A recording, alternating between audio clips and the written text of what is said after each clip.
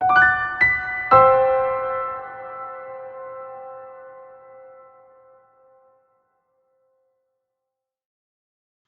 दोस्तों, जय श्री राम। तो यहाँ पे आज के रेट सेटल हो चुके हैं। निफ्टी ऑलमोस्ट फ्लैट खुल रहा है और बैंक निफ्टी भी पूरा फ्लैट ही खुल रहा है। तो आज यहाँ पे हम लोग बाइंग साइड का सेटअप देखेंगे और चार्ट पे डिस्कस करते हैं कि क्या प्रोबेबिलिटी बन सकती है, किस तरह से हम ट्रेड को आइडेंटिफाई करेंगे। जिन लोगों का कहना था कि सर आप चार्ट पे पूरा बताते नहीं हैं, तो देखिए मैं यहाँ पे आपको एक्सप्लेन करने की कोशिश तो करता हूँ। बाकी ऐसा लगता है कि अगर आपको और डिटेल में चाहिए तो मैं और डिटेल में भी एक्सप्लेन करूँगा। तो देखिए ये प्रीवियस डे का चार्ट है। यहाँ पे पहले सेलिंग हुई थी, उसके बाद मार्केट ने पूरा सेलर्स को बाहर करके कंटिन्यू मार्केट डाउन साइड में जाके 500 के नीचे ही क्लोजिंग हुआ होगा। तो यहाँ पर है मैक्सिमम सेलिंग की पोजीशन ही बनाई होगी। 2 दिन के हॉलीडे में लोग ज़्यादा होल्ड तो करके गए नहीं होंगे बाय साइड वाले, पर जिन्होंने होल्ड किया होगा वो सिर्फ और सिर्फ पुट साइड वाले ही होंगे। उन्होंने ही मैक्सिमम क्वांटिटी में यहाँ पर होल्ड किया होगा और मार्केट हमको फ्लैट मिल रहा है। तो हम सिर्फ और सिर्फ इन सेलर्स को टारगेट करने के लिए बाय साइड की अपॉर्चुनिटी देखेंगे और जो भी सेटअप हमको फ्लैट में मिलता है या फिर थोड़ा सा ऊपर जाके मिलता है या गैप डाउन में मिलता है, उसके अकॉर्डिंग अपने ट्रेड को बनाएंगे निफ्टी और बैंक निफ्टी दोनों में। तो दोस्तों यहाँ पे मार्केट ओपन हो चुका है और ओपन होते ही मार्केट ऊपर मूवमेंट देने की कोशिश कर रहा है। तीनों ही इंडेक्स में ग्रीन कैंडल का फॉर्मेशन है। तो यहाँ पे मार्केट को थोड़ा सा स्टेबल होने देते हैं, उसके बाद हम कहीं जाके कॉल साइड की पोजीशन को देखेंगे।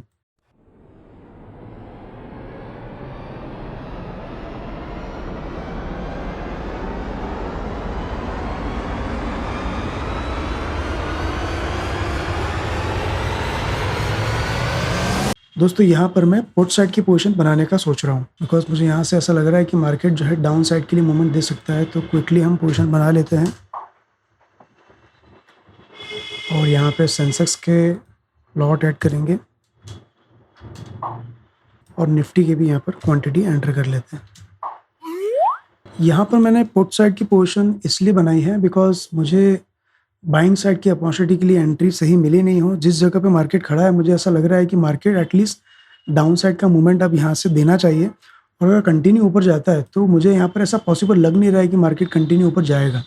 और अगर जाके थोड़ा सा स्टेबल होता है तो बड़ा लॉस नहीं देखेंगे, हम छोटा लॉस लेके पोजीशन को काटेंगे। बिकॉज बाइंग साइड की एंट्री के लिए ये हमारी पोजीशन सही भी नहीं है और ज़्यादा मूवमेंट हम एक्सपेक्ट भी नहीं कर सकते, तो मतलब भी नहीं है बाइंग साइड की पोजीशन यहाँ से देखी जाए। तो मैं आपको चार्ट पे बताता हूँ कि ये एंट्री मैंने क्यों चेंज करी है और क्या सिनेरियो ओवरऑल होने वाला था। देखिए यहाँ पर जो ओवरऑल सिनेरियो था वो पूरा सेलिंग का था और यहाँ पर जिन्होंने भी सेलिंग की पोजीशन बनाई थी सारे सेलर्स ऑलमोस्ट बाहर हो चुके होंगे। सारे सेलर्स यहाँ पर सिर्फ और सिर्फ बायर्स ही बचे होंगे। तो बायर्स को लेके मार्केट कंटिन्यू ऊपर जाएगा, ये मुझे लगता नहीं कि ज़्यादा देर ऊपर टिक पाएगा। अगर यहाँ पर हमारी लॉस की लिमिट के अकॉर्डिंग ज़्यादा देर टिकता है तो ठीक है, अदरवाइज़ यहाँ से एक रिट्रेसमेंट में हम अपना प्रॉफिट बुक कर सकते हैं। आज हो सकता है हमको छोटा प्रॉफिट रखना पड़े बिकॉज मार्केट का मूवमेंट जो है पहले ही बहुत अच्छा हो चुका है और अगर डाउन साइड का मूवमेंट होता है तो हो सकता है ज़्यादा नहीं हो, पर उसमें अगर हमको हमारा प्रॉफिट मिल जाता है तो ठीक है। अदरवाइज़ एक लेवल्स तक अगर मार्केट आता है, मैं भी लेवल्स भी निकालूंगा कि किन लेवल्स तक मार्केट आ सकता है, वहाँ तक हम अपना प्रॉफिट बुक कर सकते हैं। और अगर लॉस हमको ऊपर दिखाता है तो यहाँ पर हम अपना लॉस भी काट सकते हैं। सिंपल सी बात है कि अगर मार्केट कंटिन्यू ऊपर जा रहा है तो वो ज़्यादा देर ऊपर टिकेगा नहीं। कुछ बायर्स को निकालने के लिए मार्केट डाउन साइड आ सकता है और इन्हीं बायर्स को टारगेट करने के लिए मैंने यहाँ पर सेलिंग साइड की पोजीशन जो है बनाई है। तो पोजीशन तो अपोजिट बना ली है, अब देखते हैं हम कितना सही होते हैं। अब यहाँ पर देखिए कि जो मार्केट है डाउन साइड में निफ्टी 24,495 और 24,468 पहला ये लेवल हो सकता है, उसके बाद हो सकता है दूसरा ये लेवल हमको दिखा दे। और बैंक निफ्टी में हो सकता है 53,762 तक का मूवमेंट या 795 तक का मूवमेंट। 795 तो हो सकता है तोड़ देगा, 762 तक का मूवमेंट यहाँ पर एक्सपेक्टेड है। दोस्तों अब से एनएससी और बीएससी के कॉन्ट्रैक्ट जो है मंथली और वीकली दोनों चेंज हो चुके हैं। एनएससी के जो कॉन्ट्रैक्ट हैं वो एक्सपायरी के अब ट्यूसडे को शिफ्ट हो चुके हैं। मतलब निफ्टी और एनएससी से जुड़े हुए जितने भी इंडेक्स हैं उनकी वीकली और मंथली एक्सपायरी ट्यूसडे को होगी और बीएससी के जितने भी इंडेक्स हैं जिनकी एक्सपायरी ट्यूसडे को हुआ करती थी वो अब थर्सडे को शिफ्ट हो चुकी है। अब यहाँ पर अगर मार्केट ऊपर निकलता है तो हमारे लिए तो नेगेटिव होगा ही, 100% होगा और यहाँ पर प्रोबेबिलिटी दिख रही है कि मार्केट जो है ऊपर निकल सकता है। बट मैंने यहाँ पर जो अपना माइंडसेट चेंज किया है वो इसलिए कि मार्केट अगर ऊपर निकलता भी है तो हो सकता है कि वो पिन बार बना के या हैमर बना के वापस से नीचे आने की कोशिश करे। यहाँ पर सिर्फ और सिर्फ बायर्स को ट्रैप ही कर सकता है बिकॉज रिट्रेसमेंट करके यहाँ पर कंटिन्यू बायर्स को एंगेज किया जा रहा है और ऐसा लग रहा है कि मार्केट कंटिन्यू ऊपर ही जाएगा। तो मुझे यहाँ पर ये प्रोबेबिलिटी यहाँ पर कम दिख रही है, इसलिए यहाँ पर मैंने अपना माइंडसेट चेंज किया है और डाउन साइड का जो लेवल है वो चेंज हो चुका है। 24,476 का लेवल है जो निफ्टी में आ सकता है। अगर यहाँ पे मार्केट कंटिन्यू ऊपर जाता है तो हम सिंपल सी बात है लॉस लेके बाहर हो जाएंगे। पर जिस तरह से मार्केट में काम होता है, जिस तरह से मार्केट ऊपर जाता है, तो उस प्रोबेबिलिटी के अकॉर्डिंग मार्केट को एक बार तो नीचे आना चाहिए। फिर भी अगर कंटिन्यू ऊपर स्टेबल करता है तो कोई बात नहीं, यहाँ पर हम सिंपल अपनी लॉस की लिमिट को ध्यान रखेंगे। अभी यहाँ पर बैंक निफ्टी में ना 54,000 का लेवल बहुत नियर बाय है। अब यहाँ पर एक प्रोबेबिलिटी क्या बन सकती है, ध्यान से समझिएगा कि मार्केट अगर 54,000 से रिट्रेसमेंट लेके नीचे आता है तो हो सकता है ये ज़्यादा देर नीचे भी नहीं टिक पाए और ज़्यादा देर ऊपर भी नहीं टिक पाए। ये पहले नीचे आ सकता है, फिर उसके बाद वापस से ऊपर जा सकता है। यहाँ पे ये बायर और सेलर को ट्रैप करते रहे। पर इसी मूवमेंट में हमको डाउन साइड का मूवमेंट अगर अच्छा मिलता है तो यहाँ पर हमको देखना पड़ेगा, बिकॉज 54,000 के ऊपर डायरेक्ट अगर निकलता है मार्केट तो कंटिन्यू ऊपर मूवमेंट आएगा, ये मुझे यहाँ पर कम दिख रहा है। बिकॉज सेंसेक्स भी 80,000 के ऊपर कंटिन्यू स्टेबल किया हुआ है। यहाँ पर भी सिर्फ और सिर्फ बायर्स की पोजीशन बनी हुई है, कंटिन्यू बायर्स ही मार्केट में एंगेज है। सेलर्स जो हैं वो बाहर हो चुके हैं। अब अपर साइड के जो सेलर्स हैं उनको टारगेट करने के लिए मार्केट कंटिन्यू ऊपर करता है, तो हो सकता है ये सिनेरियो यहाँ पर हमको देखने को मिले। दोस्तों, एक भाई ने मुझे कमेंट में बोला था कि आप अपना वेरीफाई P&L शो करेंगे क्या। देखिए, अभी तक मुझे ऐसा लगा नहीं था कि वेरीफाई P&L शो करना चाहिए, बिकॉज मैं यहाँ पर लाइव मार्केट में ट्रेड करता हूँ और जो भी ट्रेड में मैं डिस्कस करता हूँ उसका वीडियो बना के पूरा एक्सप्लेन करता हूँ। तो ऐसा कोई भी छुपी हुई बात नहीं है जो मैं आपको नहीं बता रहा हूँ। ट्रेड कैसे प्लान होता है ये भी आपको मैं एक्सप्लेन करता हूँ, किस जगह पे ट्रेड लिया ये भी आपको पता होता है और कितना प्रॉफिट एंड लॉस रहा ये भी आपको पता चलता है। फिर भी आपको ऐसा लगता है कि वेरीफाई P&L अगर रिक्वायर्ड है तो आप मुझे कमेंट में बताइएगा। अगर काफ़ी लोगों की रिक्वायरमेंट रहती है तो मैं ज़रूर वेरीफाई P&L दिखाऊंगा। दोस्तों, कुछ लोगों का कहना था कि मैं क्या कोई कोर्स बेचता हूँ या फिर किसी प्रकार के कोर्सेज को मैं पढ़ाता हूँ। तो देखिए, यहाँ पर मैंने कोई कोर्स ऐसा डिज़ाइन नहीं किया हुआ है। जो भी है आपके सामने है। मैं इन्हीं वीडियो के माध्यम से आपको बताता हूँ कि किस तरह से ट्रेड को बनाया जाता है और किस तरह से ट्रेड को प्लान किया जाता है, कैसे मैनेज किया जाता है। और टाइम टाइम पर मैं आपके लिए लर्निंग वीडियोस भी बनाते रहूँगा। मैंने एक वीडियो जो अपलोड किया हुआ है कि फिबोनाची टूल को कैसे देखा जाता है, आप उसको जाके चेक करिएगा। यहाँ पर ना मैं कोई टेलीग्राम ग्रुप चलाता हूँ, ना कोई कॉल्स देता हूँ, ना कोई टिप्स देता हूँ, ना कोई कोर्स बेचता हूँ।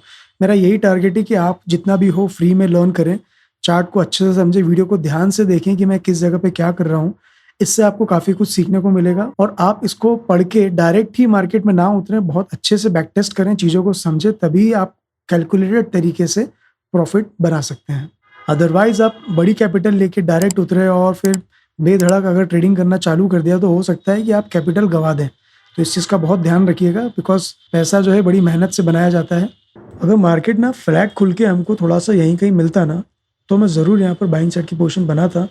बट जिस तरह से मार्केट में पहली कैंडल का फॉर्मेशन हुआ है तो यहाँ पे बाइंग साइड की पोजीशन बनाने के लिए मैं वेट ही करते रह गया और आखिरकार मुझे अपना माइंडसेट चेंज ही करना पड़ा। इतनी बड़ी कैंडल निफ्टी में तो बनी ही बनी है, बैंक निफ्टी में भी इतना बड़ा फॉर्मेशन था और सेंसेक्स में भी इतना बड़ा फॉर्मेशन था। तो इसके बाद बाइंग साइड का ट्रेड देखना बहुत ही मुश्किल हो गया था। अगर हमको यहाँ पर कुछ रिट्रेसमेंट मिलता तो हम यहाँ पर फिर भी अपनी पोजीशन को बना सकते थे, बट वो भी सिनेरियो मार्केट ने नहीं दिखाया और कंटिन्यू ऊपर ही स्टेबल कर रहा है। तो अभी तो पोजीशन थोड़ी सी ग्रीन से नेगेटिव में आ चुकी है और यहाँ पर ऊपर जाते हुए मार्केट को ध्यान रखना पड़ेगा। निफ्टी यहाँ पर 560 के नियर बाय से नीचे आना चाहिए, ऐसा मैं मानता हूँ। बिकॉज यहाँ से अगर कंटिन्यू ऊपर जाता है तो हो सकता है डे हाई की लिक्विडिटी ले ले और ऊपर कंसोलिडेट हो जाए, तो कहीं हमको जाके यहाँ पर ट्रेड काटना पड़ सकता है।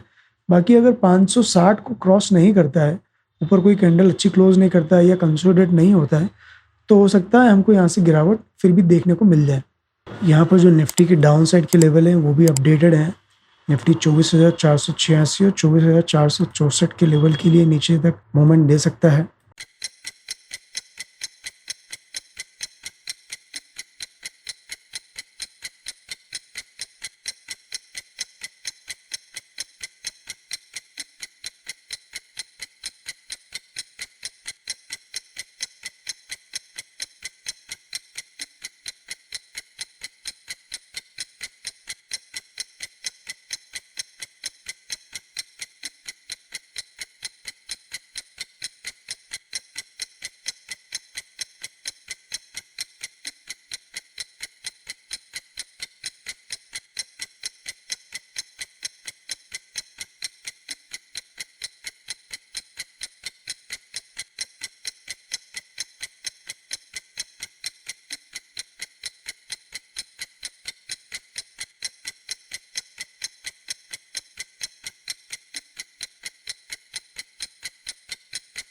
तो दोस्तों यहाँ पर हम अपना प्रॉफ़िट बुक कर लेते हैं, क्योंकि मार्केट जो है काफ़ी अच्छा मूवमेंट ऑलरेडी दे चुका है।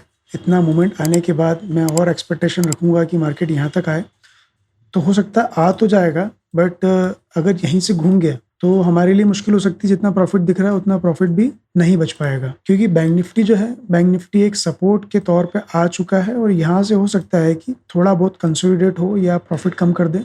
तो ऐसे रिस्की ट्रेड में मैं अपने प्रॉफ़िट को कम होने नहीं देना चाहता था, इसलिए मैंने अपना प्रॉफ़िट यहाँ पे काट लिया है। क्योंकि यहाँ पर आप बैंक निफ्टी का चार्ट देखेंगे ना, तो बैंक निफ्टी के चार्ट में पहले क्या प्रोबेबिलिटी थी कि 54,000 का ब्रेकडाउन मिल सकता था, तो मैं 54,000 के ब्रेकआउट का वेट ज़रूर करता। बट यहाँ पे जो चार्ट बन के रेडी हुआ है और जो हमने कॉल का ट्रेड नहीं लिया, यहाँ पे जो सेटअप मेरे को दिख रहा था, तो मुझे ऐसा लग रहा था कि मेरे रेजिस्टेंस के ऊपर मार्केट स्टेबल कर रहा है और स्टेबल करने के बाद में यहाँ पर काफ़ी ज़्यादा लिक्विडिटी बाय साइड की जनरेट हो चुकी होगी। तो तभी मैंने डाउन साइड के ट्रेड के लिए यहाँ पर प्लान किया और मैंने डाउन साइड से ट्रेड पकड़ा और जिसको मैंने इस लेवल तक बाहर कर दिया। क्योंकि अब यहाँ से मैं बाइंग साइड का ट्रेड बनाता और वेट करता है कि 54,000 का ब्रेकआउट करेगा। हो भी सकता था, मार्केट का कोई भरोसा नहीं है, कर सकता था। बट यहाँ पर जो मुझे लग रहा था कि अब यहाँ से एक रिट्रेसमेंट तो ज़रूर आना चाहिए, क्योंकि मार्केट मुझे ओवरऑल थोड़ा-सा बाइंग साइड के लिए दिख रहा था। बट बाइंग साइड में जाने के लिए मैं इतना नीचे तक का वेट करता और लगभग यहाँ कहीं ट्रेड बनाता, तो इससे बढ़िया जो मूवमेंट ऊपर से आने वाला है, इसमें थोड़ा-सा कम प्रॉफिट बुक होता, ठीक है चलेगा, बट यहाँ का मैं ट्रेड नहीं छोड़ता। इसलिए मैंने टॉप से सेलिंग साइड का ट्रेड बना लिया। अब यहाँ पर हो सकता है कि मार्केट एक रिवर्सल फिर से दिखाए, और अगर रिवर्सल नहीं दिखाता है तो हो सकता है डाउन साइड जाए और मार्केट फिर से नेगेटिविटी कंटिन्यू बनाए रखे। और यहाँ पर देखिए हमने जब ट्रेड काटा है, तो ट्रेड काटने के बाद में मार्केट यहाँ से घूम चुका है। तो हो सकता है यहाँ से घूमने के बाद थोड़ा-सा कंसोलिडेट हो जाए या फिर ऊपर चले जाए। अब ये चार्ट जो भी करता है, ये हमारे किसी काम का नहीं है, हमने अपना प्रॉफिट बुक कर लिया है। तो दोस्तों ये था आज का ट्रेड जो मैंने आपके साथ में शेयर किया। ऐसे ही डेली ट्रेड्स के लिए मेरे चैनल को सब्सक्राइब करें, वीडियो को लाइक करें। मिलते हैं कल के ट्रेड में। नमस्कार।